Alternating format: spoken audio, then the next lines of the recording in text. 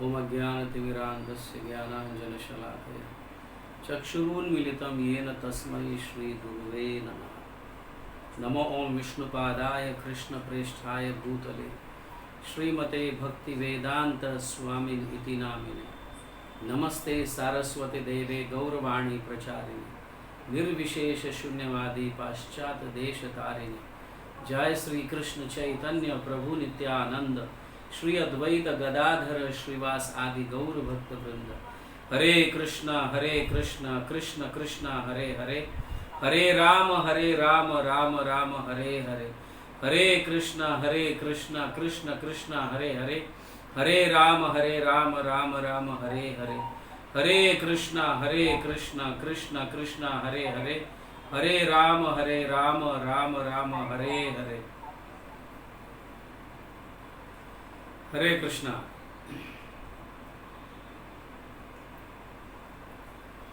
सभी भक्तों का गौर भक्त वृंद दर्शन में स्वागत है। आज हम चर्चा करने जा रहे हैं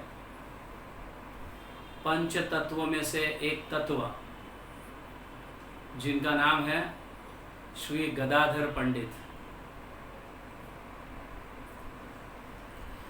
तो आज हम कोशिश करते हैं श्री गदाधर पंडित के लीलाएं और उनके लीलाओं के माध्यम से हमें क्या सीख मिलती है।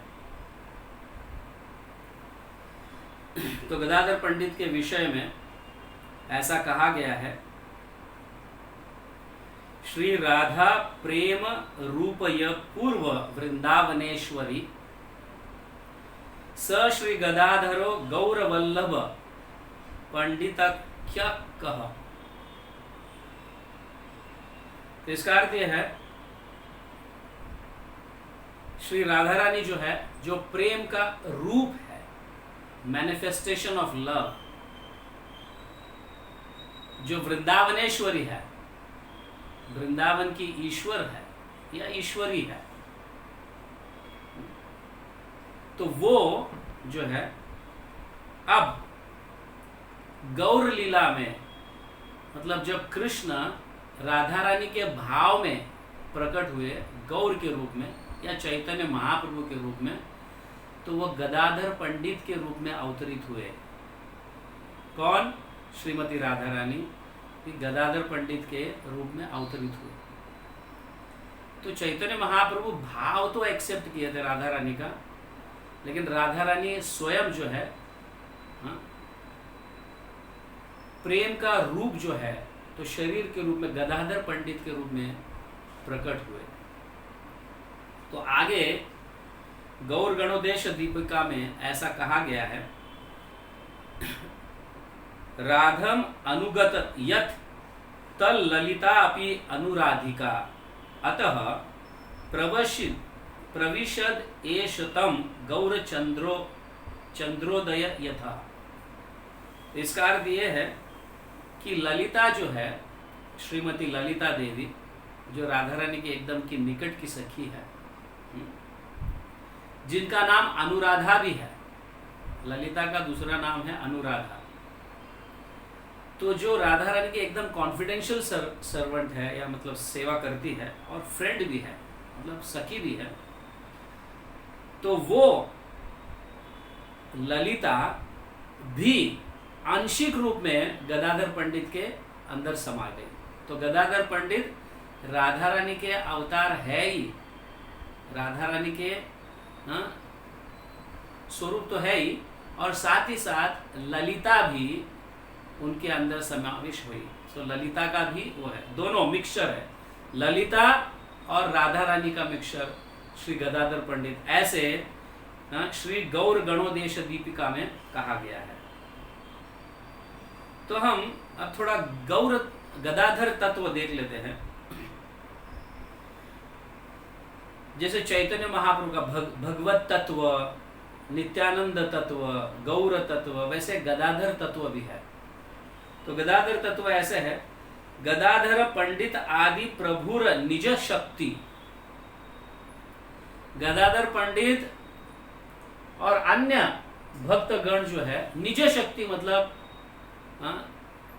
अपनी शक्ति, चैतन्य महाप्रभु की अपनी शक्ति है गदाधर पंडित और अन्य भक्त। तो तन सवार चरणे मोर सहस्त्र प्रणति, मतलब उनके श्री चरणों में मेरा सहस्त्र मतलब कोटि कोटि दंडवत प्रणाम। तो गदाधर पंडित भी जो है चैतन्य महाप्रभु के अंतरांग शक्ति है, भगवान श्री कृष्ण के अंतरांग शक्ति राधा रानी है। तो वैसे चैतन्य महाप्रभु के अन्य शक्तियों में से एकदम निकट की शक्ति जो है वो है गदाधर पंडित।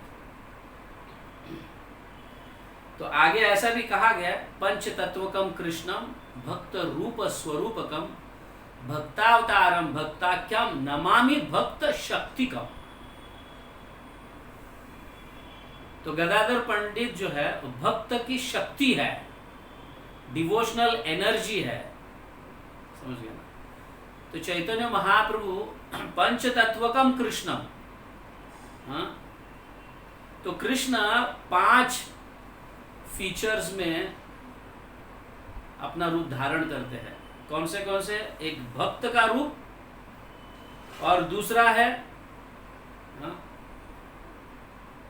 भक्त का विस्तार और भक्त का अवतार, शुद्ध भक्त और भक्त शक्ति कम। तो पांच इन रूपों में चैतन्य महाप्रभु अपने आप को विस्तार करते हैं। तो श्री कवि कर्णापुर ऐसे बताते हैं कि व्रज लीला में गदाधर पंडित जो है वो वृषभानु नंदिनी, मतलब वृषभानु के पुत्री, मतलब श्रीमती राधा रानी, ऐसे कवि कर्णापुर बताते हैं। तो गदाधर पंडित हर हमेशा चैतन्य महाप्रभु के एकदम के निकट भक्त रहे, चीफ, मतलब क्या कहते हैं, चीफ एसोसिएट, मुख्य पार्षद, ऐसे रहे हैं नवद्वीप में। तो जब राधा कृष्ण जो वृंदावन के राधा कृष्ण जो है, वही राधा कृष्ण गौर गदाधर बनकर नवद्वीप में लीला किए, वही। तो राधा कृष्ण गौर गदाधर, गौर मतलब चैतन्य महाप्रभु, गदाधर पंडित, तो गौर गदाधर कहा जाता है। Gaur Gadadhar and Radha Krishna are same. तो यहां पे जय जय नित्यानंद गदाधेर जीवन, जय जय अद्वैत आदि भक्तेर शरण। तो ऐसा कहा गया यहाँ पे चैतन्य महाप्रभु के और भी कई नाम हैं, उनमें से नित्यानंदेर जीवन मतलब नित्यानंद प्रभु के जीवन, गदाधर जीवन ऐसा भी कहा गया, गदाधर जीवन। तो गदाधर के भी जीवन है चैतन्य महाप्रभु, समझा, life and soul of Chaitanya Mahaprabhu मतलब गदाधर पंडित। तो चैतन्य महाप्रभु को और भी इन 2 नाम से बुलाया जाता था, नित्यानंदर प्राण या नित्यानंदर जीवन, गदाधर जीवन, ऐसा। तो श्रील भक्ति विनोद ठाकुर इस विषय में समझाते हैं। तो गदाधर पंडित को भी मतलब चैतन्य महाप्रभु गदाधर जीवन भी कहा गया है और नित्यानंद प्रभु के जीवन भी, ऐसा दोनों को कहा गया है। अभी ये बहुत सुंदर भक्ति सिद्धांत सरस्वती ठाकुर महाराज अपने जो है वो समझाते हैं, दोनों को भी, नित्यानंद प्रभु को भी और गदाधर पंडित को भी, दोनों को भी चैतन्य महाप्रभु जो है ना इतना मतलब अपने जीवन जैसा है, मतलब दोनों भी चैतन्य महाप्रभु को अपना जीवन ही समझते थे, माय लाइफ, समझ गया। तो यहाँ पे भक्ति सिद्धांत सरस्वती ठाकुर समझाते हैं कि वैसा देखा जाए तो चैतन्य महाप्रभु के फाउंटेन हेड एसोसिएट जो है वो है गदाधर पंडित। शक्ति तत्व में शिरोमणि जो है वो गदाधर पंडित है। अभी यहाँ पे ऐसा कहा गया है, शुद्ध भक्त जो है, अभी तो अनेक प्रकार के भक्त होते हैं, लेकिन शुद्ध भक्त यहाँ कहने का तात्पर्य है जिनको भौतिक चीजों के प्रति लेश मात्र भी आसक्ति नहीं है, शुद्ध भक्त को किनको कहा जाता है? जिनको भौतिक जगत के प्रति या भौतिक चीजों के प्रति लेश मात्र भी, जिसको हम अन्य अभिलाषिता शून्यम कहा जाता है, समझ गए ना, किसी भी प्रकार की भौतिक अभिलाषा नहीं है, इनको शुद्ध भक्त कहा जाता है। तो ये शुद्ध भक्त जो है राधा गोविंद जी की उपासना करते हैं या राधा गोविंद जी की अर्च पूजा करते हैं। तो यहाँ पे कहा गया है, भक्ति सिद्धांत सरस्वती ठाकुर महाराज कहते हैं कि उनको गदाधर पंडित का आश्रय लेना चाहिए, समझ गए, क्योंकि वो स्वयं राधा रानी है। जो शुद्ध भक्त है और भगवान का मतलब भगवान के निकट या प्रेम भक्ति प्राप्त करना चाहते हैं, उनको गदाधर पंडित का आश्रय लेना चाहिए, या मधुर रस के माध्यम से राधा गोविंद की उपासना जो करना चाहते हैं या उनका सेवा करना चाहते हैं मधुर रस के माध्यम से, तो उनको गदाधर पंडित का आश्रय लेना चाहिए, ऐसे श्रील भक्ति सिद्धांत सरस्वती ठाकुर समझाते हैं। लेकिन जो शुद्ध भक्त नहीं है, भौतिक चीजों के प्रति थोड़ी इच्छाएं आकांक्षाएं रहती है, थोड़ी बहुत भी रहती है, तो उनको शुद्ध भक्त में गिना नहीं जाता है। ऐसे भक्तगण जो है नित्यानंद प्रभु का आश्रय लेना चाहिए। ऐसे भक्तगण जिनको भौतिक जगत के प्रति थोड़ी अभिलाषा है, थोड़ी इच्छाएं हैं, थोड़ी कामनाएं हैं, अभी अनासक्त नहीं है, आसक्त है भौतिक चीजों के प्रति, तो उनको नित्यानंद प्रभु का आश्रय लेना चाहिए। क्यों? क्योंकि नित्यानंद प्रभु जो है हम जैसे तुच्छ जीवों के इंद्रियों को भगवान की सेवा में, वैष्णव की सेवा में लगाकर उसको शुद्ध कराते हैं। सेवा के माध्यम से इंद्रियां शुद्ध हो जाती है। तो नित्यानंद प्रभु इसमें बहुत पटु है, समझ गए ना, वेरी इंटेलिजेंट नित्यानंद प्रभु, कि बद्ध जीवों को, पतित जीवों को भगवान की सेवा में लगाना, जिनके कारण भगवान की सेवा करने के कारण हमारी इंद्रियां धीरे धीरे धीरे धीरे शुद्ध होने लगती है सेवा के माध्यम से। नित्यानंद प्रभु को, हम जैसे भक्तगण नित्यानंद प्रभु का आश्रय लेना चाहिए। जैसे हमारे श्रील प्रभुपाद गौर निताय की स्थापना की है पूरे जगत में, गौर गदाधर की नहीं की है, समझ गया ना? क्यों? क्योंकि हम सब बद्ध जीव है, भौतिक जगत में आसक्त है, समझ गए, हम इतने शुद्ध नहीं हैं। गौर गदाधर की उपासना एकदम हाई क्वालिटी डिवोटीज करते हैं, जैसे श्रील भक्ति विनोद ठाकुर। आप उनके स्वानंद सुखदा कुंज, जब हम मायापुर जाते हैं तो उनके घर जाते हैं, तो आप देखो उनके डीटीज कौन से, गौर गदाधर, समझ गए, गौर गदाधर एकदम हाई क्वालिटी डिवोटीज जो है, जिन्हें भौतिक जगत के प्रति थोड़ी भी इच्छाएं नहीं है, आकांक्षा नहीं है, तो वो गौर गदाधर की उपासना या उनकी आराधना कर सकते हैं। तो हम अभी मधुर रस में इन्वॉल्व नहीं हो सकते, तो इसीलिए हम गौर निताय की उपासना करते हैं या नित्यानंद प्रभु का आश्रय लेते हैं, क्योंकि हम प्रचारक हैं। नित्यानंद प्रभु गुरु है, समझ गया ना, आदि गुरु है नित्यानंद प्रभु, और प्रचारकों के लिए नित्यानंद प्रभु की कृपा अत्यंत आवश्यक है। और जब प्रचार करेंगे, सेवा करेंगे वैष्णव की वगैरह, तब हमारी इंद्रियां शुद्ध होने लगती है। फिर धीरे धीरे आगे गौर गदाधर, यह हाई क्वालिटी का डिवोशन है। गौर गदाधर मतलब राधा कृष्ण, समझिए। तो भक्ति सिद्धांत सरस्वती ठाकुर ये समझाते हैं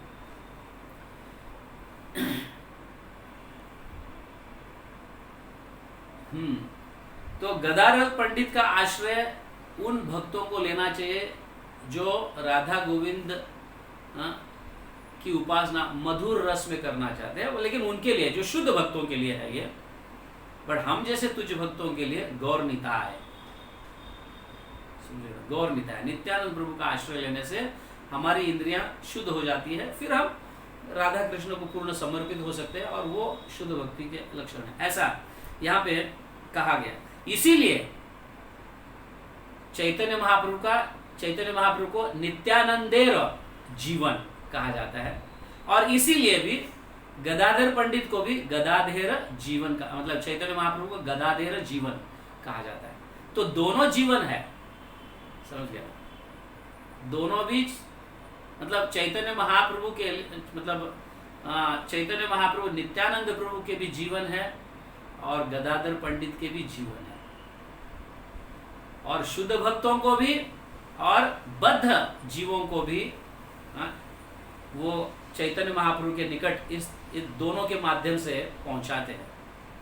शुद्ध भक्त गदाधर पंडित के माध्यम से चैतन्य महाप्रभु का प्रेम प्राप्त करते हैं, और बद्ध जीव जो है या मतलब भौतिक आसक्ति में मतलब ऐसे शुद्ध भक्त नहीं मगर ऐसे भक्त जो है जिनको भौतिक चीज़ें अभी भी आसक्त है भौतिक चीज़ों के प्रति, तो वो नित्यानंद प्रभु का आश्रय लेके धीरे धीरे धीरे आगे बढ़ते हैं और फिर गदाधर का आश्रय धारण करते हैं और फिर चैतन्य महाप्रभु को प्राप्त करते हैं। गदाधर पंडित जो है ना, देखो आप हम जब भी देखते हैं विग्रह देखते हैं पंच तत्व का विग्रह, तो हर हमेशा गदाधर पंडित लेफ्ट साइड में रहते हैं भगवान के। जैसे राम के लेफ्ट साइड में सीता, नारायण के लेफ्ट साइड में लक्ष्मी, कृष्ण के लेफ्ट साइड में राधा, उसी तरह से चैतन्य महाप्रभु के लेफ्ट साइड में गदाधर पंडित, समझे? तो गदाधर पंडित जो है भगवान की एकदम मतलब निकट की शक्ति है। अभी हम गदाधर पंडित जो है ये हुआ तत्व के विषय में हमने चर्चा किया। अभी हम देखते हैं कि गदाधर पंडित जब इस भौतिक जगत में अवतरित हुए, माधव मिश्रा रत्नावती उनके माता पिता के नाम है। माधव मिश्रा रत्नावती उनके माता पिता का नाम है। वो पहले छठाग्राम में रहते थे, बंगाल में, छठाग्राम में, बांग्लादेश छठाग्राम में, लेकिन कुछ समय के उपरांत नवद्वीप आकर स्थायित हो गए। नवद्वीप आकर स्थायित हो गए और वहां पे नवद्वीप में गदाधर पंडित का जन्म हुआ। नवद्वीप आने के उपरांत गदाधर पंडित का जन्म हुआ और उस समय अमावस थी 1486 में, 1486 एज अ वेस्टर्न कैलेंडर। 1486 अमावस्या के समय, वैशाख मतलब नियर अबाउट अप्रैल के समय ये आता है, वैशाख अप्रैल महीने में आता है, तो उस समय उनका जन्म हुआ। देखो ये अमावस में जन्मे और अमावस के समय ही उन्होंने मतलब अपना देह को भी मतलब शरीर को भी त्यागा। उनका आविर्भाव और तिरोभाव दोनों भी अमावस के समय हुआ। तो और गदाधर पंडित के छोटे भाई भी थे, वाणीनाथ उनका नाम था, वाणीनाथ उनका नाम था। तो इस तरह से तो गदाधर पंडित जो है नैष्ठिक ब्रह्मचारी, पूरे अपने जीवन में ब्रह्मचार्य का व्रत पालन किया। उन्होंने ब्रह्मचार्य व्रत का पालन किया पूरे अपने जीवन में। और गदाधर पंडित इतने शांत, मधुर, गंभीर उनका स्वभाव, और बड़े होशियार भी थे, बहुत होशियार भी थे। ये गदाधर पंडित का स्वभाव है। ईश्वरपुरी जो चैतन्य महाप्रभु के गुरु है, ईश्वरपुरी जब एक बार नवद्वीप आते हैं तब गदाधर को मिलने के बाद इतना प्रसन्न हो जाते हैं, ईश्वरपुरी बहुत प्रसन्न हो जाते हैं। और ईश्वरपुरी अपने कृष्ण लीलामृत में गदाधर पंडित का नाम लिया हुआ है, समझिए। अपने कृष्ण लीलामृत जो ग्रंथ लिखे हैं उन्होंने, उसमें उन्होंने गदाधर पंडित को कुछ आदेश भी दिए हैं और उनका नाम भी लिया है और उनके प्रति बहुत प्रसन्नता दिखाई है ईश्वरपुरी।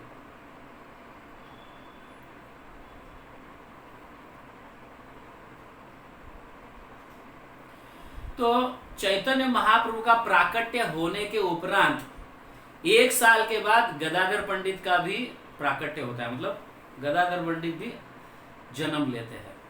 चैतन्य महाप्रभु, अभी चैतन्य महाप्रभु भी 48 इयर्स रहे, 48 साल रहे, और गदाधर पंडित भी 48 साल रहे। आप देख सकते हैं कि चैतन्य महाप्रभु का और गदाधर पंडित का कितना घनिष्ठ संबंध है एक दूसरे का। तो चैतन्य महाप्रभु का आविर्भाव होने के 1 साल उपरांत उनका आविर्भाव होता है। उसी तरह से चैतन्य महाप्रभु का तिरोभाव होने के बाद, वो अपने स्वधाम चले जाने के बाद 1 साल के उपरांत गदाधर पंडित भी चले जाते हैं, नित्य लीला में प्रविष्ट करते हैं।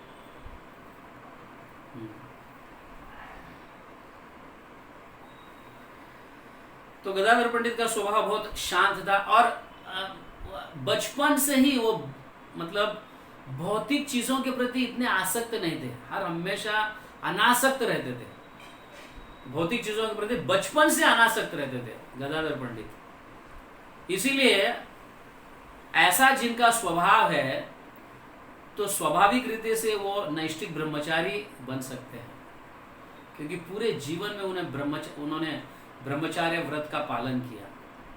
बचपन से अनासक्त, शांत स्वभाव, गंभीर, हर हमेशा पढ़ना, मतलब और बात भी इतना मधुर करते थे बात। बहुत बहुत सुंदर स्वभाव गदाधर पंडित का रहा।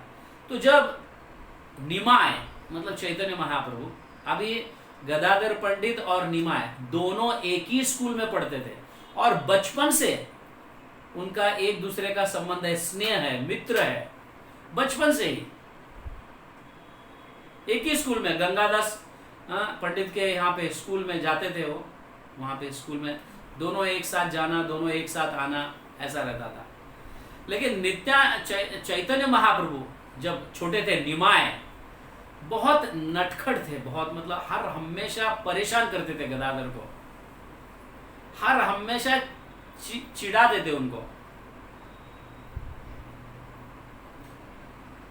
छेड़खानी बहुत करते थे गदाधर को। और गदाधर जब छेड़खानी करते थे निमाय गदाधर के साथ, तो हर हमेशा गदाधर थोड़ा अलग हो जाते थे, क्योंकि उनको वो स्वभाव पसंद नहीं था गदाधर पंडित को। निमाय इतना होशियार था, होशियार मतलब निमाय बहुत बचपन से ही होशियार, और इतना तर्क वितर्क करने में इतना होशियार कि एक सिद्धांत अगर स्थापित करते थे कि ये सही है बोल के, और बाद में उसी को झूठ भी स्थापित करते थे, ये गलत है, और सब लोग फिर मान भी लेते थे, और उसके उपरांत गलत स्थापित करने के बाद वापस उसको सही स्थापित करते थे, और वापस सब लोग मान लेते थे।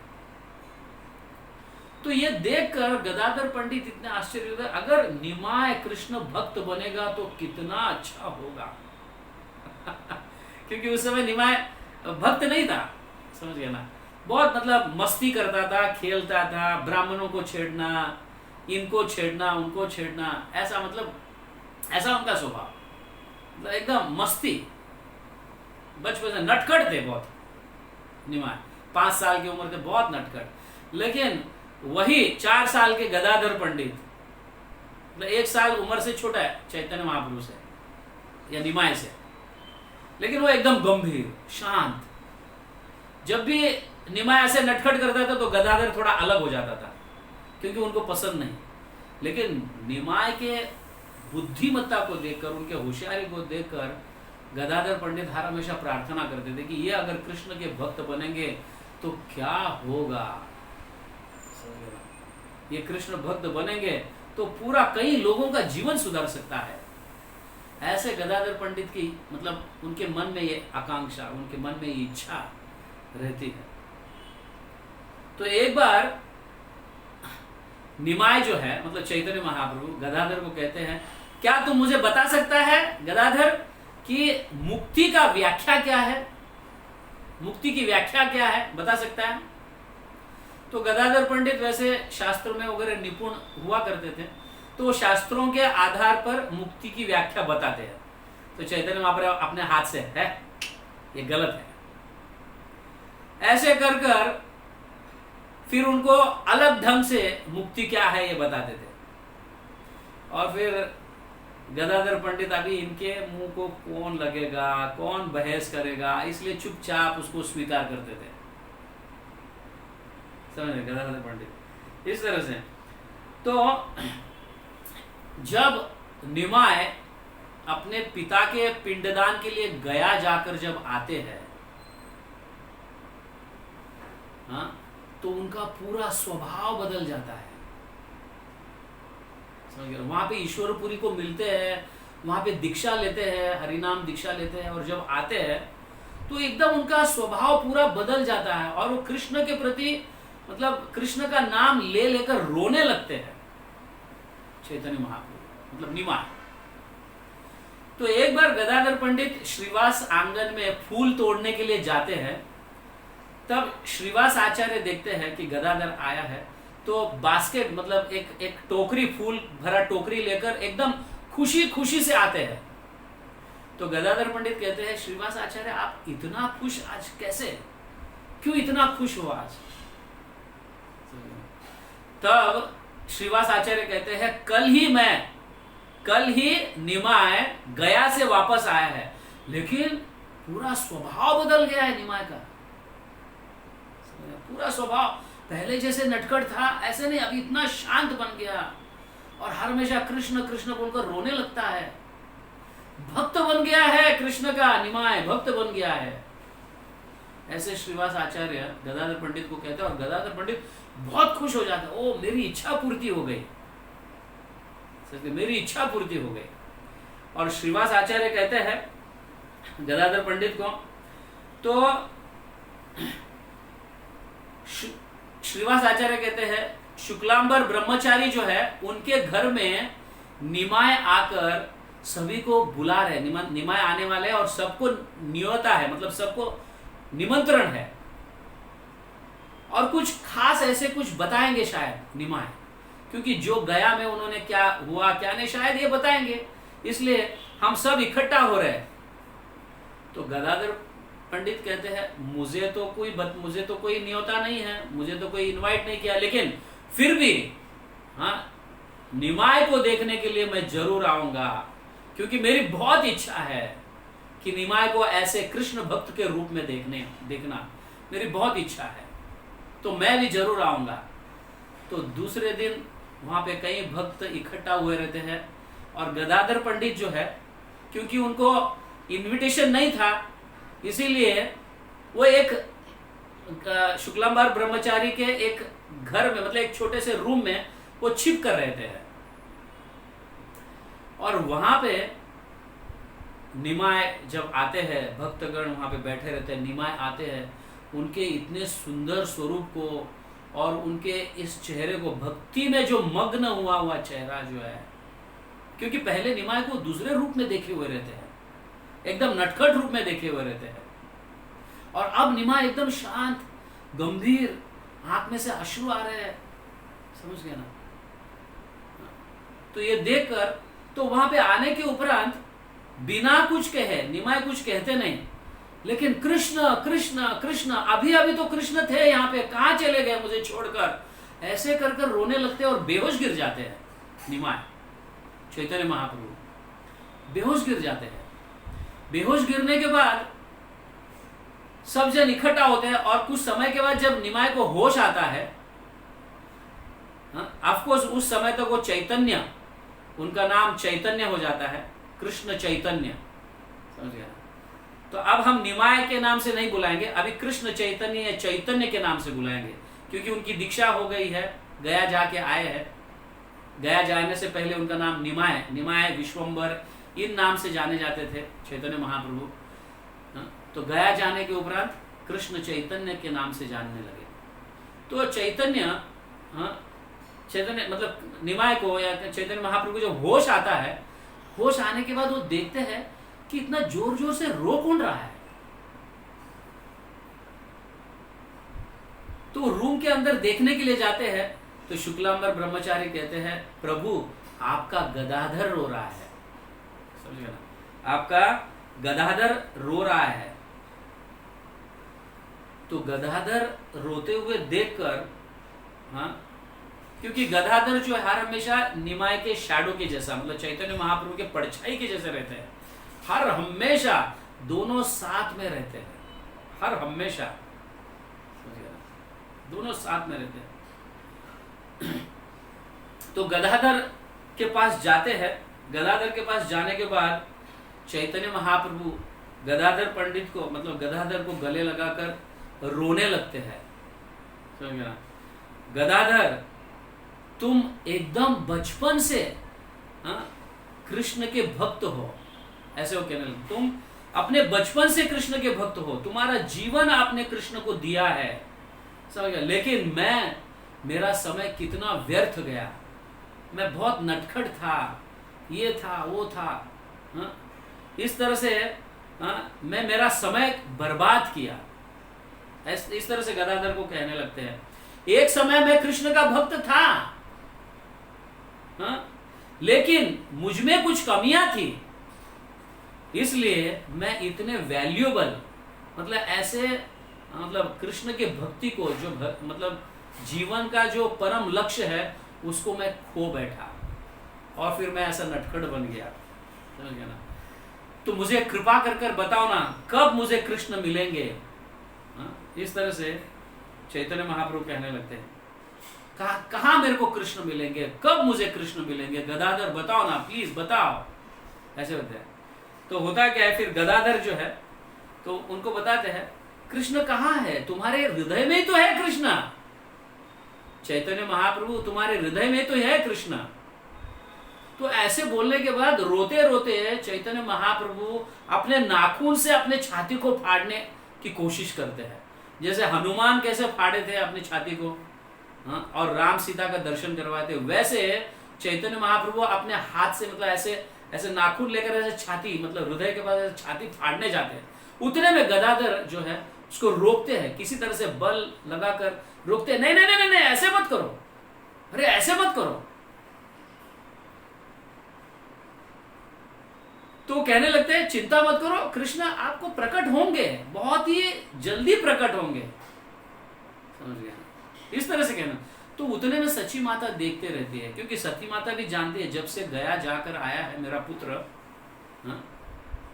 तो पूरा बदल गया है, कृष्ण भक्ति में पागल हो गया है, हर हमेशा कृष्ण कृष्ण कहकर रोने लगता है। गदाधर, तुमने मेरे पुत्र को बचाया, नहीं तो आज उसका हालत क्या होता। वो नाखून से अपने छाती फाड़ने का प्रयास किया है। इसलिए गदाधर, मैं तुम्हें आशीर्वाद देती हूं कि तुम हर हमेशा निमाई के साथ रहो, मेरे पुत्र के साथ रहो, क्योंकि आप ही मेरे पुत्र को बचा सकते हैं। क्योंकि अभी मेरा पुत्र भाव विभोर होकर, मतलब यहाँ वहां ऐसे कृष्ण कृष्ण बोलकर रोने लगता है, ये करने लगता है, यहाँ वहां जाने लगता है। तो गदाधर, मेरी एक नम्र विनंती है कि तुम हर हमेशा निमाई के साथ रहो। ऐसे गदाधर को सची माता कहती है, समझे? और गदाधर उन वचनों को निभाते भी है, समझे? सची माता के वचनों को निभाते हैं, क्योंकि गदाधर को चैतन्य महाप्रभु बहुत पसंद है, समझे? बहुत एकदम इस तरह से। तो एक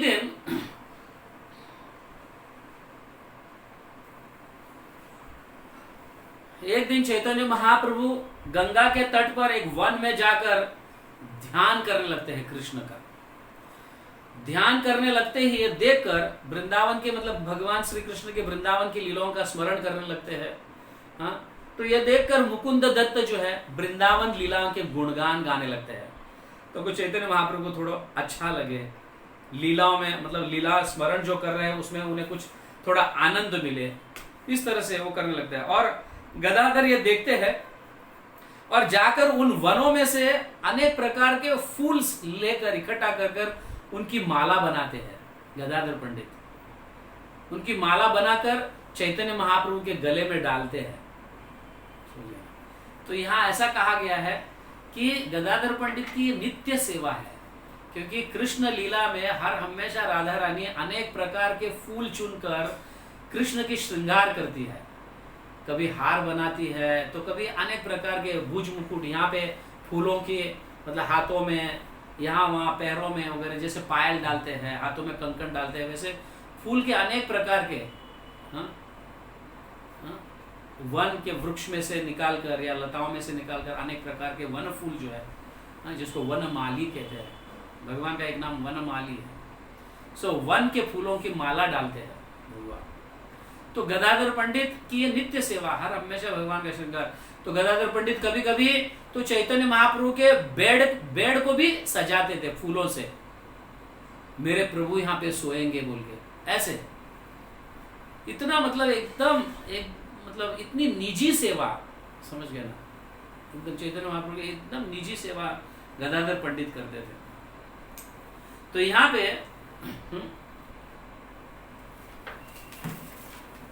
हम देखते हैं अपनी संध्या आरती, जानते हो कि नहीं संध्या आरती सब लोग? हाँ, कि वह जयो जयो गौरा चांद आरती का शोभा, है ना। तो वहां पे भी देखो कि वह दक्षिणे निताई चांद बामे गदाधर, बाएं हाथ चैतन्य महाप्रभु के बाएं साइड में गदाधर पंडित, दक्षिण मतलब इस साइड में दाएं, इसमें नित्यानंद प्रभु, निकटे अद्वैत श्रीनिवास छत्रधर, है कि नहीं। तो नित्यानंद प्रभु के निकट में अद्वैत आचार्य है और गदाधर पंडित के निकट में श्रीवास आचार्य है, और वो छत्र पकड़े हुए हैं चैतन्य महाप्रभु के। इस तरह से ये सुंदर, बहुत सुंदर भक्ति विनोद ठाकुर ने भजन गाया हुआ है। तो यहाँ पे ये बताया गया है कि गदाधर पंडित जो है हर हमेशा चैतन्य महाप्रभु के साथ रहते थे। अभी गदाधर पंडित देखो कि चैतन्य महाप्रभु हर हमेशा बाम साइड में गदाधर पंडित को रखते थे हर हमेशा। So Gadadhar Pandit is not different from Radha Rani, हर हमेशा, भले वो पुरुष के रूप में है लेकिन गदाधर पंडित स्वयं राधा रानी है। तो नरहरि चामर लगाते हैं, और इस तरह से वहां पे हम संध्या आरती में उसका वर्णन किया है, आप देख लो। हाँ, कितने जन चैतन्य महाप्रभु की आरती करते हैं, समझ गए। अद्वैत आचार्य आरती करते हैं, ब्रह्मा जी आरती करते हैं, सुखदेव गोस्वामी, नारद मुनि भी वहां पे प्रकट होते हैं इस चैतन्य लीला में।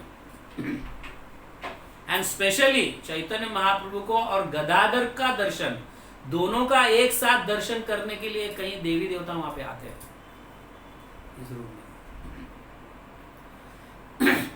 तो गदाधर पंडित जो है ना, गदाधर पंडित का मतलब श्रीवास आचार्य और मुकुंद दत्त और अन्य भी ऐसे वरिष्ठ भक्तगण जो है गदाधर पंडित से बहुत स्नेह करते थे, बहुत स्नेह। तो मुकुंद दत्त खास करके बहुत मतलब एकदम जैसा लाडला प्यारा ऐसा कहते हैं ना, वैसे मुकुंद दत्त का लाडला गदाधर पंडित, समझ गया ना। तो जब भी कोई वैष्णव आता था, कहीं दूसरी जगह से वैष्णव आते थे, ये करते थे, वैष्णव आते थे, तो मुकुंद दत्त पहले गदाधर को बुलाते थे, गदाधर चलो ये वैष्णव आए, उनको मिलने जाएंगे, और गदाधर चलते थे। तो एक बार छठाग्राम में से पुंडरिक विद्यानिधि आते हैं, और ये मुकुंद दत्त को पता चलता है कि पुंडरिक विद्यानिधि आए और बहुत महान वैष्णव है। तो सबसे पहला इनविटेशन जो है मुकुंद दत्त गदाधर पंडित को देते हैं, गदाधर पंडित चलो चलो हम इनको मिलने जाते हैं, पुंडरिक विद्यानिधि को मिलने जाते हैं, बहुत महान वैष्णव है। तो गदाधर पंडित फिर मुकुंद दत्त के साथ फिर चले जाते हैं उनको मिलने के लिए। तो जब गदाधर पंडित मिलते हैं पुंडरिक विद्यानिधि से, तो पुंडरिक विद्यानिधि एकदम ऐश्वर्य, सिल्क की कपड़े पहने हुए और मुंह में पान चबा रहे, और उनके होठ लाल हो गए हैं, और एकदम मस्त क्या बोलते हैं उसको, वेलवेट आसन पर बैठे हुए, ऐसे दोनों हाथ ऐसे फैलाकर बैठे हुए। तो गदाधर पंडित को थोड़ा मतलब एक अजीब सा लगता है कि इतने महान वैष्णव ऐसे कहा जा रहा है, मुकुंद दत्त तो कह रहे हैं कि इतने महान वैष्णव है बोलकर, तो मुझे नहीं लगता ऐसा कि मुंह में पान खा रहे हैं और उनके होठ लाल हो गए हैं, और एकदम सिल्की कपड़े पहने हुए हैं, और वेलवेट के आसन पर ऐसे दोनों हाथ लगाकर जैसे राजा बैठते हैं ना, ऐसे बैठे हुए हैं। थोड़ा सेंजुअल ऐसा लग रहा है, मतलब थोड़ी इंद्र तृप्ति करते हैं ऐसा लग रहा है। तो मुकुंद दत्त बचपन से गदाधर पंडित को जानते थे, क्योंकि एकदम मतलब लाडले थे गदाधर पंडित मुकुंद दत्त के। तो उनके हृदय को भी जान जाते हैं कि गदाधर क्या सोच रहा है, पुंडरीक विद्यानिधि के विषय में क्या सोच रहा है, समझ गया ना। तो वो समझ जाते हैं कि मतलब इनके इस ऐश्वर्य को देखकर शायद वो मतलब पुंडरीक विद्यानिधि को कोई महान वैष्णव नहीं समझ पा रहे, शायद उनको ऐसा लगता है कि ऐसा कैसा भक्त, ऐसा इतना ऐश्वर्य में ऐसा पान खा रहे हैं, होठ लाल हो गए हैं और एकदम ऐसे बैठे हुए और सिल्की कपड़े पहने हुए हैं। वैष्णव का तो ऐसा नहीं है लक्षण। तो ये मुकुंद दत्त जान जाते हैं, तो तुरंत क्या करते हैं, मुकुंद दत्त जो है श्रीमद् भागवतम के 3 स्कंद के 2 अध्याय के 23वें श्लोक का उच्चारण करते हैं। अहो बकीयम स्तन कालकूटम जिघ्घम सयापायायाद अपि असाधवी लेभे गतिम धात्री उचिताम ततो अन्याम कम वा दयालुम शरणम व्रजेम। इसका अर्थ यह है कि वो भगवान श्री कृष्ण देखो, ये बकासुर की जो बहन है, बक बक मतलब बगला, बकासुर की जो बहन पूतना है, ये पूतना अपने स्तन को विष लगाकर आई, कालकूट लगाकर कृष्ण को मारने के लिए आई थी। कंस के आज्ञा से कृष्ण को मारने के लिए आई और स्तनपान करा रही है, और कृष्ण उस स्तनपान को किए और पूरा उसका प्राण भी पान किए और उसको मार डाले, उसका संहार किए। लेकिन भगवान ने उसके नेगेटिव पॉइंट्स को नहीं देखे, लेकिन वो मुझे स्तनपान कराना चाहती है, मां का भाव ये देखकर भगवान श्री कृष्ण उसको गोलोक धाम में, समझ गया ना, ऐसी ऐसी मुक्ति दिए कि वो अंबिका किलिम्बा, गोलोक में अंबिका किलिम्बा इस नाम से वो वात्सल्य भाव में अभी निवास करती है। ये गाने के बाद जो है पुंडरीक विद्यानिधि रोने लगते हैं, रोते हैं और लोटपोट करते हैं जमीन पर। ये देखते नहीं कि जमीन गंदा है क्या अच्छा है, मेरे कपड़े इतने सिल्की है, ये है, वो देखते नहीं, रोने लगते हैं और लोटपोट करते हैं और बेहोश गिर जाते हैं। ये गदाधर पंडित देखते हैं, अरे बाप रे बाप, मेरे से कितना बड़ा अपराध हुआ। मैं तो पुंडरीक विद्यानिधि को कुछ थोड़ा मतलब इंद्र तृप्ति करने वाला व्यक्ति, ऐसा वैष्णव है ऐसा समझा, लेकिन ये तो कितने उच्च कोटि के वैष्णव है। भगवान के इन गुणगान गाने से पुंडरीक विद्यानिधि रोने लगे, लोटपोट किए, अपने कपड़ों की कुछ मतलब कुछ परवाह भी नहीं किए, कपड़े गंदे हो गए, ये हो गए, परवाह भी नहीं किए और बेहोश गिर गए। और मैं कितना बड़ा अपराध किया, अब क्या कर सकते हैं। तो बोलते ये अपराधों से अगर मुक्त होना है, तो गदाधर पंडित सोचने लगते हैं अगर मुझे इन अपराधों से मुक्त होना है तो मुझे उनसे दीक्षा लेना पड़ेगा, मैं उनसे दीक्षा लूंगा और इस अपराध से मुक्त हो जाऊंगा, ऐसे वो सोचते हैं। और सोचकर मुकुंद दत्त को ये मतलब ये कहते हैं कि मेरा कुछ ऐसा मतलब कुछ ऐसी व्यवस्था कीजिए, आप जाकर पुंडरीक विद्यानिधि से विद्यानिधि को बताइए कि मैं उनसे दीक्षा लेना चाहता हूं। तुरंत ही मुकुंद दत्त बहुत खुश हो जाते हैं कि कुछ समय पहले पुंडरीक विद्यानिधि के प्रति गदाधर पंडित का कुछ अलग भाव था, अब ये मतलब ये श्लोक को सुनने के बाद और पुंडरीक विद्यानिधि की ये दशा होने के बाद गदाधर पंडित का पूरा सोच ही बदल गया और वो अपने आप को अपराधी मानने लगे। श्योर पुंडरीक विद्यानिधि से मैं बात करूंगा। तो पुंडरीक विद्यानिधि से जाके बात करते हैं कि ऐसे ऐसे गदाधर पंडित आपसे दीक्षा लेना चाहते हैं बोल के। तो पुंडरीक विद्यानिधि अपने आप को इतना भाग्यशाली समझते हैं कि हजारों हजारों गुरुओं में ऐसा शिष्य उस गुरु को प्राप्त होता है। ऐसे कई मतलब हजारों हजारों गुरु हो जाने के बाद एक गुरु को ऐसे शिष्य प्राप्त होते, वो मुझे भाग्य हुआ, ऐसा भाग्य मुझे लाभ हुआ। समझ गए ना कि गदाधर मेरे शिष्य बनना चाहते हैं, बहुत आनंदित हो जाते हैं और उसको स्वीकार कर लेते हैं। और कुछ अच्छा मुहूर्त, अच्छा दिन देकर गदाधर पंडित को पुंडरीक विद्यानिधि दीक्षा देते हैं। वृंदावन लीला में पुंडरीक विद्यानिधि जो है वो ऋषभानु है, राधा रानी के पिता है। वृंदावन लीला में राधा रानी के पिता वृषभानु जो है, वृषभानु नंदिनी राधा रानी, वही राधा रानी गदाधर पंडित के रूप में अवतरित हुए और वही वृषभानु पुंडरीक विद्यानिधि के रूप में अवतरित हुए। इस नाते से वो पिता और पुत्री के समान, मतलब इस तरह से, मतलब गुरु मतलब हमारे लिए पिता के जैसा ही है कि नहीं। तो उसी तरह से तो ये पुंडरीक विद्यानिधि गदाधर पंडित के पिता के जैसे, मतलब इस तरह से है। तो गुरु, तो ये दीक्षा होने से पहले चैतन्य महाप्रभु को जाकर एक बार गदाधर पंडित बताते हैं कि ऐसा ऐसा मेरे से अपराध हुआ था, तो मैं पुंडरीक विद्यानिधि से दीक्षा लेना चाहता हूँ। तो तुरंत चैतन्य महाप्रभु कहते हैं, एक क्षण का भी समय व्यर्थ मत गाओ, जाओ अभी क्या अभी। अगर तुम्हें इन अपराधों से मुक्त होना है तो उनके शरण में जाना पड़ेगा और उनसे दीक्षा ले लो और उनकी सेवा करो। समझ गए? इस तरह से गदाधर पंडित जो है पुंडरीक विद्यानिधि के शिष्य बन जाते हैं। चैतन्य महाप्रभु के इनके शिष्य है ईश्वरपुरी के और गदाधर पंडित है पुंडरीक विद्यानिधि के शिष्य। तो वैसे गदाधर पंडित हमेशा जो है चैतन्य महाप्रभु के साथ रहे, उनको कांस्टेंट कंपेनियन बोलते हैं, मतलब एक जोड़ी है, एक जोड़ी।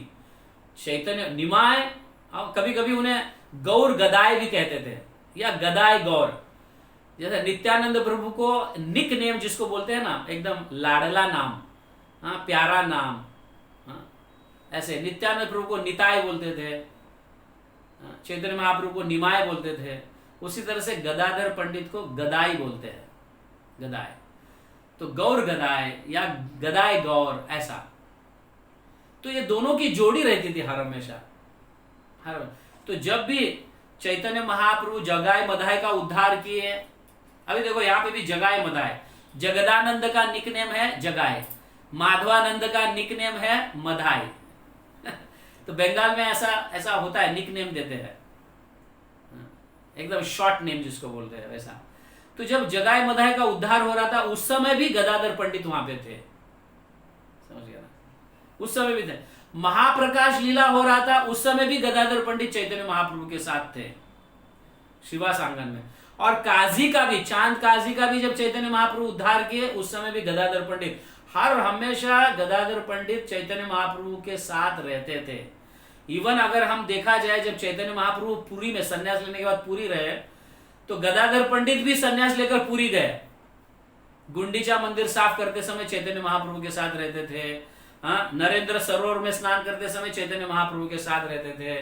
रथ यात्रा में चैतन्य हमेशा चैतन्य महाप्रभु के साथ रहते थे गदाधर पंडित।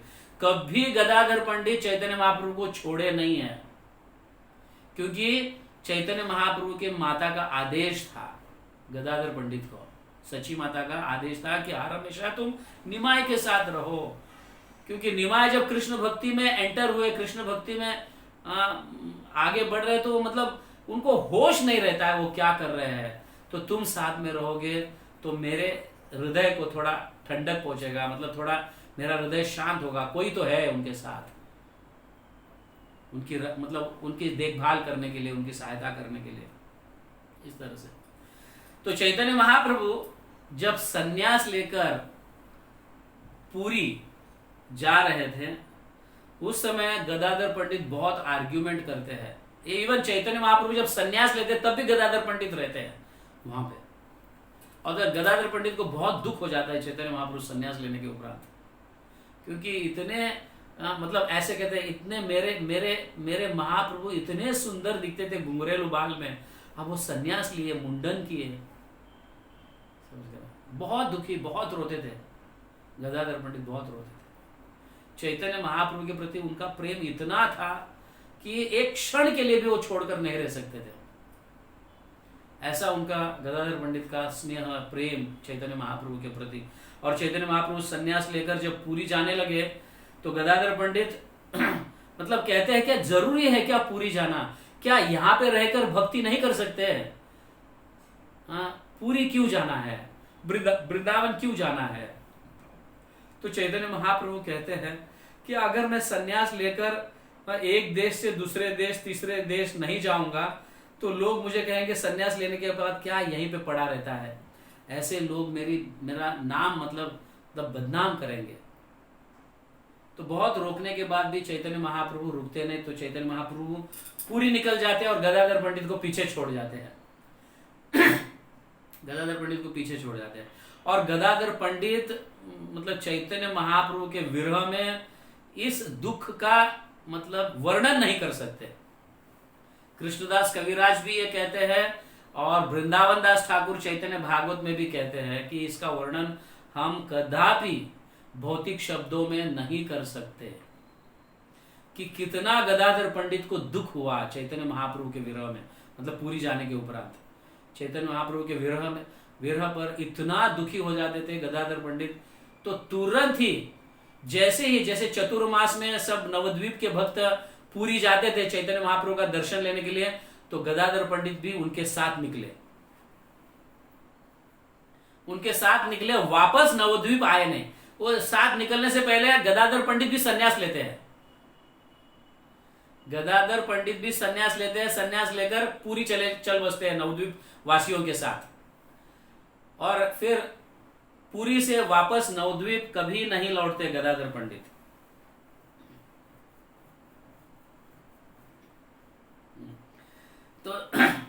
तो जब गदाधर पंडित सन्यास लेते हैं और जगन्नाथपुरी पहुंचते हैं तो चैतन्य महाप्रभु तो उनको एक स्थान देते हैं, समझ गए ना? उनको कहते हैं अब क्षेत्र सन्यास ले लो तुम। तो क्षेत्र सन्यास मतलब एक ही स्थान पर रहना और भगवान का भजन करना, क्षेत्र सन्यास कहा जाता है उसको।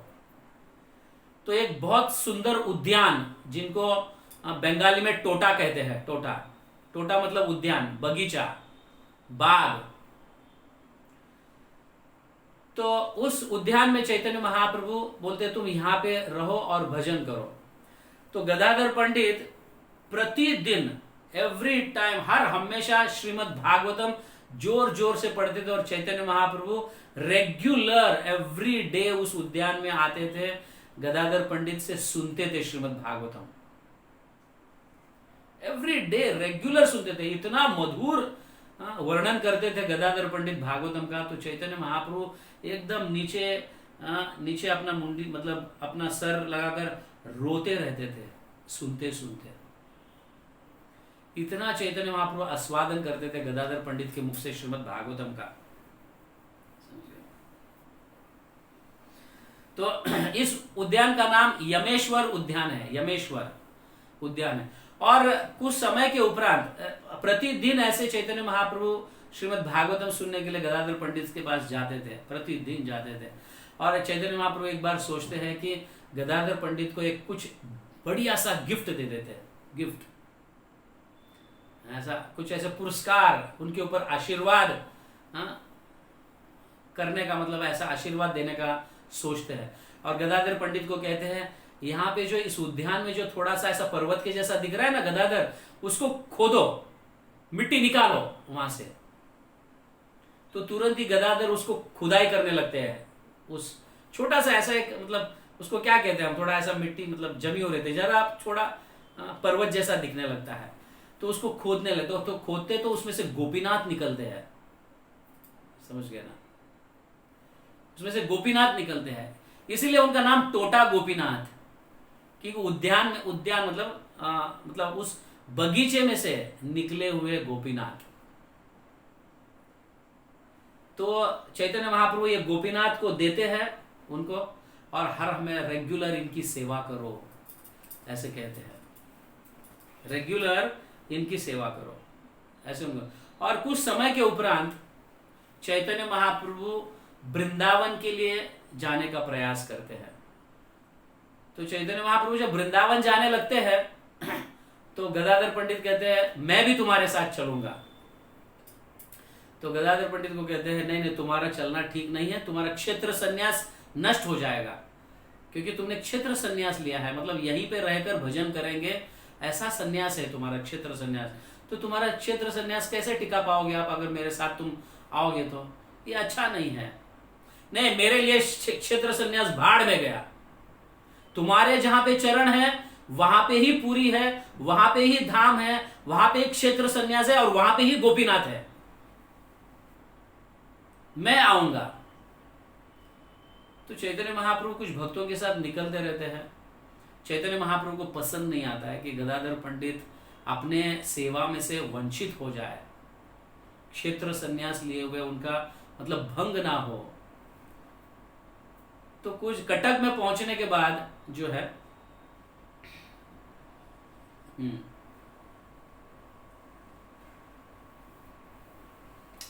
जब चैतन्य महाप्रभु कटक पहुंच जाते हैं, कटक पहुंचने के बाद चैतन्य महाप्रभु गदाधर को कहते हैं, गदाधर अगर तुम गोपीनाथ की सेवा नहीं करोगे तो तुमको दोष लगेगा और अपने संकल्पों से आप मतलब अपना संकल्प नहीं निभाया, ऐसा मतलब लोग तुम्हें दोषी ठहराएंगे कि क्षेत्र सन्यास लेते हुए भी यहाँ वहां गदाधर झा रहे हैं, अपना मतलब क्षेत्र सन्यास भी भंग होगा, तुम्हारी सेवा ही हो जाएगी। तुम क्यों इतना जिद कर रहे हो? तुम अपने संतुष्टि के लिए तुम मेरे साथ आना चाहते हो, लेकिन मैं तुम्हारे मेरे साथ आने से मैं संतुष्ट नहीं हूं। क्या आप चाहते हैं कि मैं संतुष्ट नहीं हूं और तुम संतुष्ट हो? ऐसा आप चाहते हैं?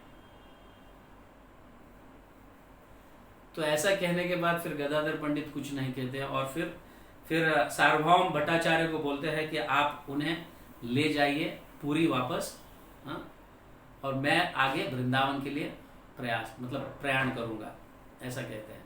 और कुछ दूरी पर जाते हैं, वृंदावन यात्रा असफल हो जाती है, तो चैतन्य महाप्रभु वापस लौटते हैं। लौटने के बाद कहते हैं कि मैंने गदाधर के हृदय को ठेस पहुंचाया, इसलिए मैं वृंदावन जा नहीं पाया। इस तरह से चैतन्य महाप्रभु कहते हैं। तो गदाधर पंडित इतनी सुंदर रूप से सेवा करते थे चैतन्य टोटा गोपीनाथ का। तो ऐसा होता है कि चैतन्य महाप्रभु जो है अपने लीलाओं की समाप्ति करते हैं at the age of 48। Chaitanya Mahaprabhu अपने लीलाओं की समाप्ति करते हैं। समाप्ति करने के बाद गदाधर पंडित की हालत इतना खराब हो जाता है चैतन्य महाप्रभु के विरह में कि वो 47 इयर्स के रहते हैं। जब चैतन्य महाप्रभु 40 इयर्स के हैं, तो ये 47 इयर्स के, मतलब एक ही साल का उम्र, एक साल से छोटे हैं गदाधर पंडित। तो उस समय 47 इयर्स, 47 साल के गदाधर पंडित तो इतने बूढ़े लगने लगते हैं उस समय। उनका शरीर झुक जाता है, जैसे बूढ़े झुक जाते वैसे शरीर झुक जाता है उनका। उनके सारे मतलब बाल और शरीर पूरा एकदम जैसे बूढ़ापन आने के बाद कैसा होता है अवस्था, ऐसे गदाधर पंडित की अवस्था होती है। हालांकि वो सिर्फ 47 इयर्स के थे उस समय, लेकिन हमारे आचार्य बताते हैं कि चैतन्य महाप्रभु के विरह में वो 48 इयर्स के रहते हुए भी बूढ़े लगते थे, एकदम बूढ़े लगते थे इतना। तो जब वो गोपीनाथ की सेवा करते थे उस समय, तो गोपीनाथ तो खड़े थे, मतलब त्रिभंग ललित इसमें थे गोपीनाथ, और उन मतलब ऐसी अवस्था में गदाधर पंडित गोपीनाथ की ठीक से श्रृंगार, ठीक से माला नहीं पहना सकते थे। अभी वो इतने झुके हुए थे कि उनका हाथ नहीं पहुंचता था, समझ गए ना, उनका हाथ नहीं पहुंचता था। तो बहुत दुखी हो जाते। तो एक दिन मतलब दूसरे दिन पता चलता है कि गोपीनाथ जो है गदाधर पंडित के लिए बैठ गए। अभी तक वो विग्रह, आपको एक ही विग्रह है पूरे दुनिया में श्री कृष्ण का, मतलब गोपीनाथ का या श्री कृष्ण का बैठे हुए विग्रह, पूरे दुनिया में एक ही विग्रह मिलेंगे। कहां पे कृष्ण बैठे हुए हैं? टोटा गोपीनाथ, एक कृष्ण बैठे हुए। तो गदाधर पंडित की सेवा को स्वीकृत अपनाने के लिए भगवान श्री कृष्ण जो खड़े थे वो बैठ गए। और उसके उपरांत गदाधर पंडित बहुत सुंदर रूप से फिर सेवा करने लगे गोपीनाथ की।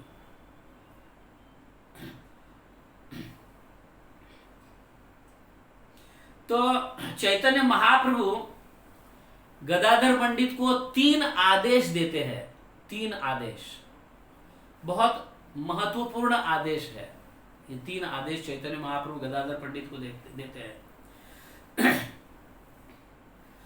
आप श्रीमद् भागवत कथा करने के लिए अधिकृत है, तो आप हर हमेशा भागवत कथा करते रहिए। यह पहला आदेश गदाधर पंडित को मिलता है, समझ गए? क्योंकि चैतन्य महाप्रभु स्वयं गदाधर पंडित से श्रीमद् भागवतम सुनते थे और भाव विभोर होकर रोते थे, समझ गए? इसलिए उनको आदेश देते हैं कि तुम हर हमेशा कृष्ण कथा, श्रीमद् भागवत कथा करते रहो, नित्यम भागवत सेवया। पहला आदेश मिलता है। और दूसरा आदेश मिलता है, जो भी व्रज भक्ति के लिए, जो भी भक्त व्रज भक्ति, भगवान श्री कृष्ण के वृंदावन लीलाओं के प्रति जिसकी भी आकृष्ट ऐसी भक्ति बढ़ती है, उनको तुम दीक्षा दे दो। जो भगवान की प्रेममय सेवा करना चाहता है, मधुर रस में डूबना चाहता है, राधा कृष्ण के मधुर रस में डूबना चाहता है, उनको तुम दीक्षा दो। ये दूसरा आदेश। तीसरा है, हर हमेशा टोटा गोपीनाथ की सेवा करो और उनके बाजू में राधा रानी के विग्रह की स्थापना कर कर उनकी सेवा करते रहो। ये 3 आदेश गदाधर पंडित को चैतन्य महाप्रभु देते हैं। 3 आदेश। और फिर इस तरह से गदाधर पंडित कंटिन्यूस सेवा करते रहते हैं। लेकिन इस विरह में, चैतन्य महाप्रभु के विरह में गदाधर पंडित बिल्कुल ही शुद्ध भूत खो बैठते थे। हर हमेशा चैतन्य महाप्रभु के विरह में रोते रहते थे। उनका पूरा समय ऐसे रोने में बीत जाता था कि मैं कैसे अलग हो गया, क्यों नहीं मैं चैतन्य महाप्रभु के लीला में समावेश हो सकता हूं। इस तरह से तो बराबर 1 साल के उपरांत चैतन्य महाप्रभु जैसे चले गए, उस 1 साल के उपरांत जो है, गदाधर पंडित जो है इन 1535, उस समय भी अमावस था। उस समय गदाधर पंडित जो है अपने शरीर को त्याग देते, मतलब टोटा गोपीनाथ में वो भी सम्मिलित हो जाते हैं, वो भी उसी के अंदर चले जाते हैं, टोटा गोपीनाथ के अंदर। जैसे चैतन्य महाप्रभु भी टोटा गोपीनाथ के अंदर चले गए, ठीक उसी तरह से गदाधर पंडित भी टोटा गोपीनाथ के अंदर चले जाते हैं। इस तरह से अपनी लीला को समाप्ति करते हैं गदाधर पंडित।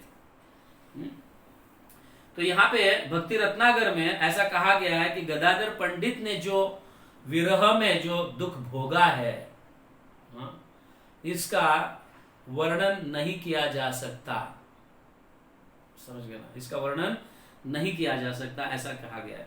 तो चैतन्य महाप्रभु के लीला में नित्य प्रवेश कर दिए गदाधर पंडित इस समय 1535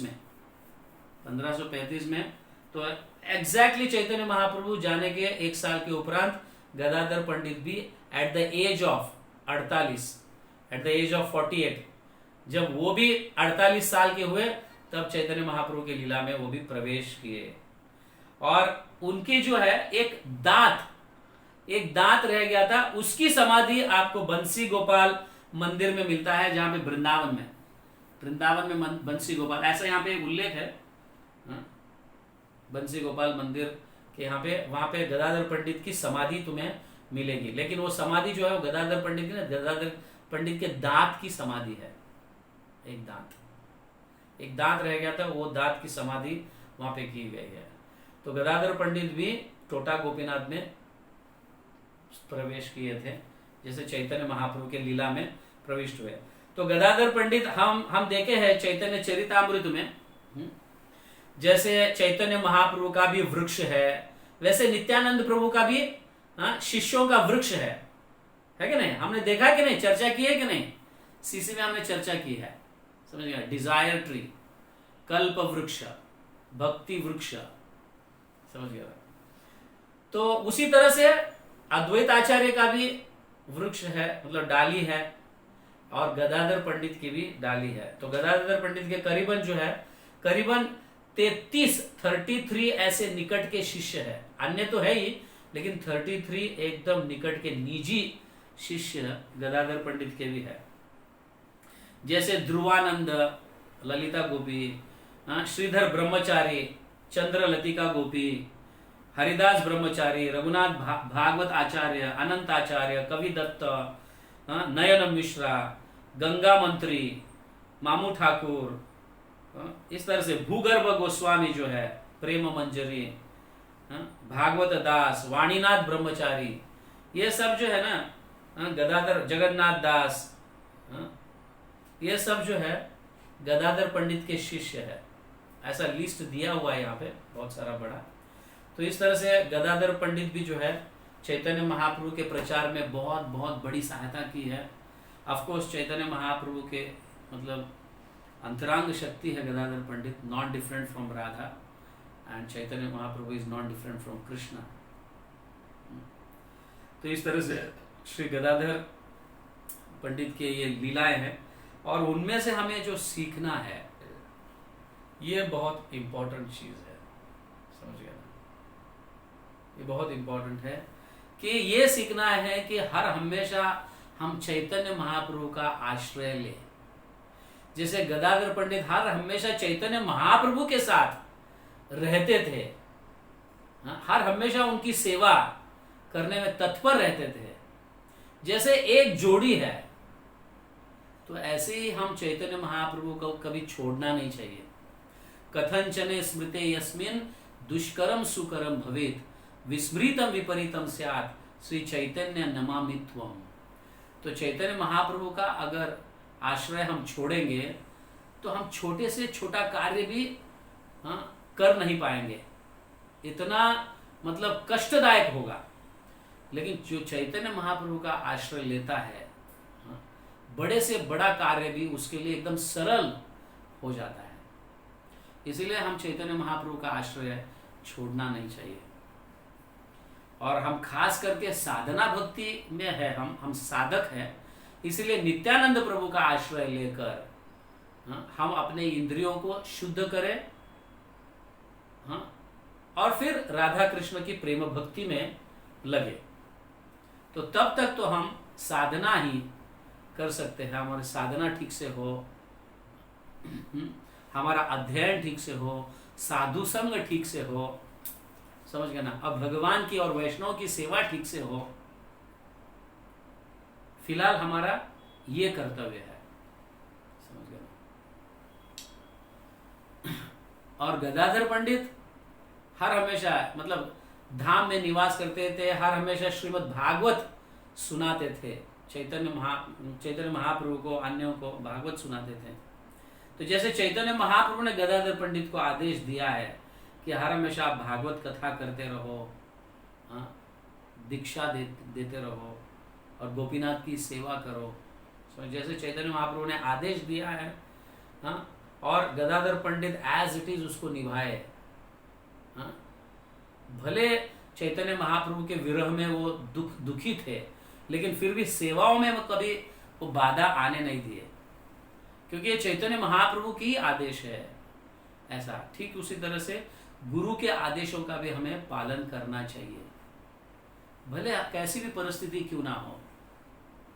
गुरु के आदेशों का पालन कर कर ऐसी सेवा जब करते रहेंगे तो हमें भी चैतन्य महाप्रभु का संग भविष्य में प्राप्त होगा। इन लीलाओं में हम भी प्रवेश कर पाएंगे, समझ। और तीसरी शिक्षा यह है कि जैसे गदाधर पंडित पुंडरीक विद्यानिधि के प्रति अपराध करने के उपरांत इस अपराध से मुक्त होने के लिए दूसरा कोई चारा ही नहीं था, समझ गया? तो उनके शरण जाकर उनकी सेवा करने से ही हम उस अपराध से मुक्त हो सकते हैं। ये शिक्षाएं बहुत इंपॉर्टेंट है, उनकी लीलाओं से हमें ये शिक्षाएं लेनी चाहिए। या तो अपराध ना करो, या तो अपराध करते हैं तो उनकी सेवा कर कर उस अपराध से मुक्त हो जाओ। और सेवा भी वो संतुष्ट हो तब तक करना चाहिए, ऐसे हमारे ग्रंथों में लिखा है। जब तक वो संतुष्ट नहीं होंगे तब तक हम अपराध से मुक्त भी नहीं हो पाएंगे। तो अपराध तो नहीं करना चाहिए। अगर गलती से हो भी जाता है तो सेवा में इतना मतलब ये होनी चाहिए, उनकी सेवा में इतना संलग्न होना चाहिए कि उनको संतुष्ट करना चाहिए। और संतुष्ट जब होंगे तब इस अपराध से हम मुक्ति को प्राप्त कर सकते हैं। ये गदाधर पंडित हमें सिखा रहे हैं। एक्चुअली गदाधर पंडित तो स्वयं राधा रानी है। क्या वो अपने पिता को नहीं पहचान सकती है, वृषभानु को, जो पुंडरीक विद्यानिधि के रूप में आए हैं? नहीं, बट हमें ये सिखाना चाहते हैं, समझ गए, कि एक्चुअली मतलब वो अपराध नहीं हुआ था, बट उनको ऐसा लगता है कि अपराध हो गया मुझसे, और ये सिखा रहे हैं। बाह्य रूप से ये अपराध, बट अंदर अंदर से वो सिखाना चाहते हैं हमको कि अगर ऐसा अपराध होता है तो हम कैसे मुक्त हो सकते हैं इस अपराध से। तो चैतन्य महाप्रभु तुरंत उसको सैंक्शन करते हैं, यस यस, बिना एक क्षण गंवाए आप जाकर पुंडरीक विद्यानिधि से दीक्षा ले लो और उनकी सेवा में संलग्न हो जाओ, तभी जाकर आप इस अपराध से मुक्त हो पाओगे। तो चैतन्य महाप्रभु कहने से तुरंत वो जाते हैं और दीक्षा लेते हैं। और पुंडरीक विद्यानिधि भी बड़े भाग्यशाली समझते हैं अपने आप को कि ऐसे मतलब गदाधर पंडित के रूप में मुझे सुशिष्य मिला है, हजारों हजारों गुरुओं को भी नहीं मिल सकता, तो मेरा भाग्योदय देखो कैसा है कि गदाधर पंडित जैसे मुझे शिष्य मिले। तो इस तरह से गुरु और शिष्य दोनों संतुष्ट हो गए। तो गदाधर पंडित के श्री चरणों में हमें प्रार्थना करनी चाहिए कि हम साधना भक्ति क्यों नहीं कर रहे, मतलब हम साधना भक्ति में है, फिर भी हमारी साधना भक्ति अच्छी हो, हम आगे चलकर राधा कृष्ण के लीला या चैतन्य महाप्रभु के लीला में हमें भी प्रवेश मिले या कुछ स्वाद चखने मिले, ऐसी प्रार्थना हमें करनी चाहिए। श्रील गदाधर पंडित की जय। जगत गुरु श्रील प्रभुपाद की जय। गौर भक्त वृंद दर्शन की जय। गौर प्रेमानंदे हरि हरि बोल।